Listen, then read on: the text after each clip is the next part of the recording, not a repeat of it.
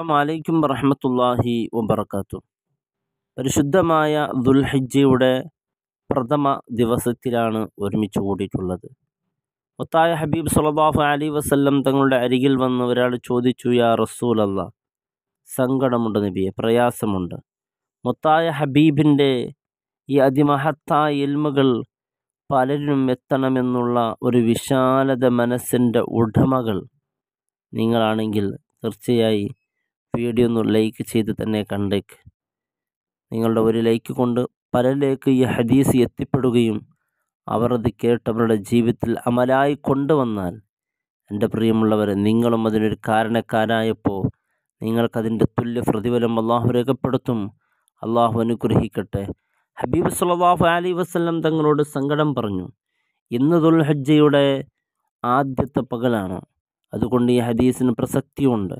മുത്തായ ഹബീബ് സ്വല്ലല്ലാഹു അലൈഹി വസല്ലം തങ്ങളോട് ഈ പ്രയാസങ്ങളും സങ്കടങ്ങളും ദുരിതങ്ങളും ദുഃഖങ്ങളൊക്കെ പറയുമ്പോൾ ഹബീബ് സ്വല്ലല്ലാഹു അലൈഹി വസല്ലം തങ്ങൾ പറഞ്ഞു കൊടുത്ത ഒരു തസ്ബീഹ് തീർച്ചയായും ഒരു 100 പ്രാവശ്യം ചൊല്ലുകയാണെങ്കിൽ ഉറപ്പായി അവൻ അള്ളാഹു സമ്പന്നനാക്കും, ഹലാലായ സമ്പത്ത് കൊണ്ട് അവനെ പൊതിയുമെന്നാണ്. അള്ളാഹു തൗഫീഖ് ചെയ്യട്ടെ. അള്ളാഹുവിൻ്റെ റസൂൽ സ്വല്ലല്ലാഹു അലൈഹി വസല്ലം തങ്ങൾ പറഞ്ഞു, ഈ ദിക്ർ നിങ്ങൾ പതിവാക്കുക. അദ്ദേഹം അതുപോലെ അത് പറയാൻ തുടങ്ങി, പതിവാക്കി.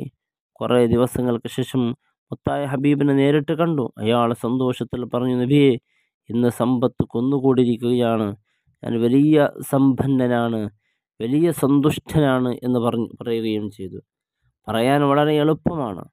എൻ്റെ പ്രിയപ്പെട്ടവർ, സുബഹിയുടെ നേരത്ത് സുബ്ഹാനല്ലാഹി വബിഹംദിഹി സുബ്ഹാനല്ലാഹിൽ അദീം അസ്തഗ്ഫിറുല്ലാഹ്, അത്രയേ ഉള്ളൂ. സുബ്ഹാനല്ലാഹി വബിഹംദിഹി സുബ്ഹാനല്ലാഹിൽ അദീം അസ്തഗ്ഫിറുല്ലാഹ്.